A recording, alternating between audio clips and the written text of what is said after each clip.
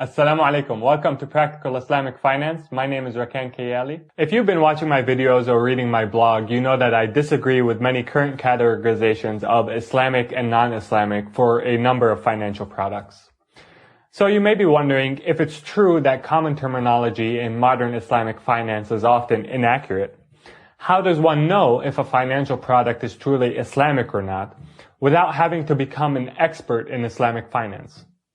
For this reason, I've come up with 3 simple questions that anyone can answer about any financial product without knowing anything about Islamic finance.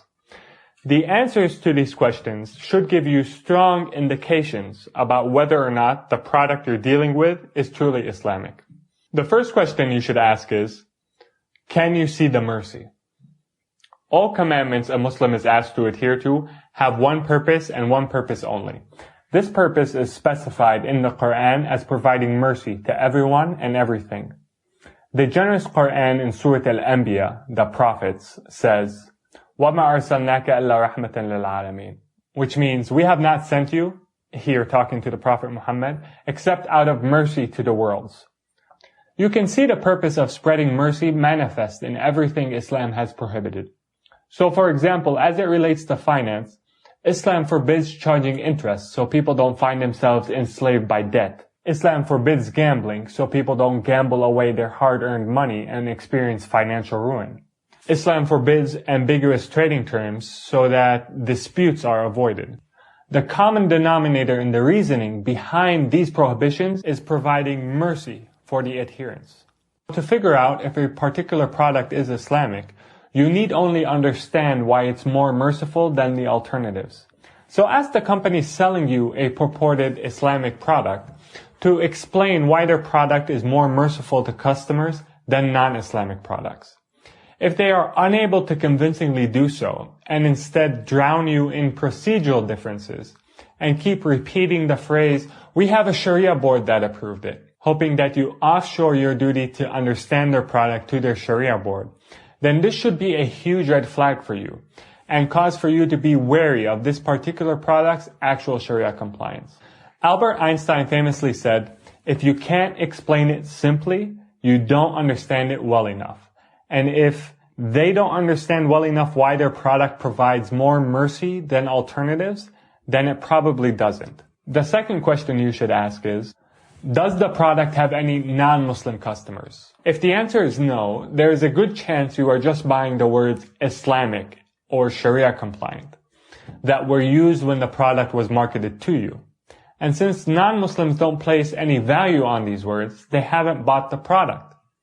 If the product truly was a quality product, some non-Muslims would have seen this and bought the product. Especially if the company is well established and offers its product in a predominantly non-Muslim country. Case in point, there's a food cart in New York which recently became a franchise called the Halal Guys. It has had amazing success selling halal food with lines stretching for blocks sometimes. You want to know why? Because they sell a great product. Their food is delicious. You see, most people don't care if something is Islamic or not, so long as it's a good product.